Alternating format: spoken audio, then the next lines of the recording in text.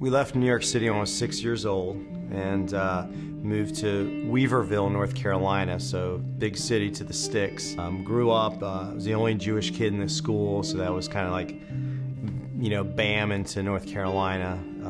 After the bar mitzvahs, like most Jewish kids, you start falling away, not going to synagogue on Friday and Saturdays. And then I started losing my faith. I started not even believing, I was like kind of on the border of not believing anything. I was like, yeah, I just don't know. I'm not feeling it. It was always there, like, you know, I was running a restaurant and I was like, you know, I got a good career, make good money, have a beautiful wife, got a healthy daughter, and something's still missing.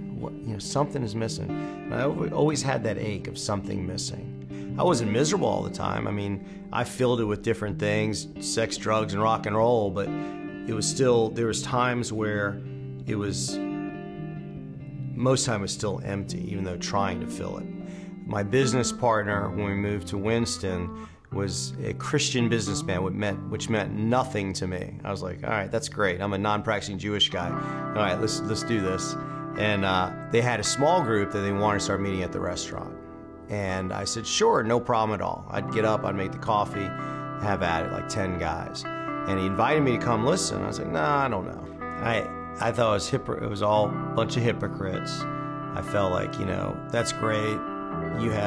You believe in Jesus, you believe he died on the cross, and it was all, I just didn't get it though. So in about 3 weeks, I started going to the weekly meetings and hearing these guys give their testimonies and how Jesus Christ has brought them to see him, you know, to actually have fellowship with Jesus.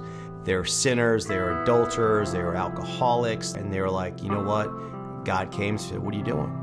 You know, it's okay, I'm forgiven, you know, you're forgiven. So I was like, that was very attractive to me. I was just like, that, you know, because I made so many mistakes in my life, my adult life, that I was like, this is, wow, you can be real with other men, and this is the freedom of knowing Jesus.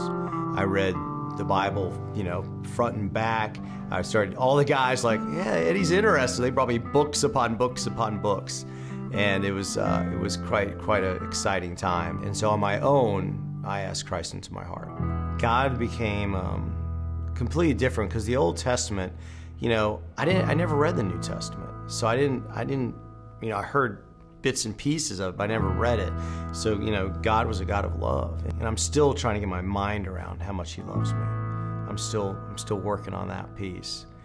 I think humbling yourself is a freeing time. I think, you know, not feeling like you have to be the best at anything or everything.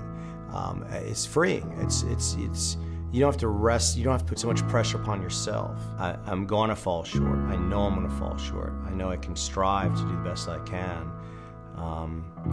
but I don't have to beat myself up or feel like a failure. But just the freedom that your sins are forgiven, the freedom of knowing that he loves us and he accepts us, and it's okay that we've all fall short.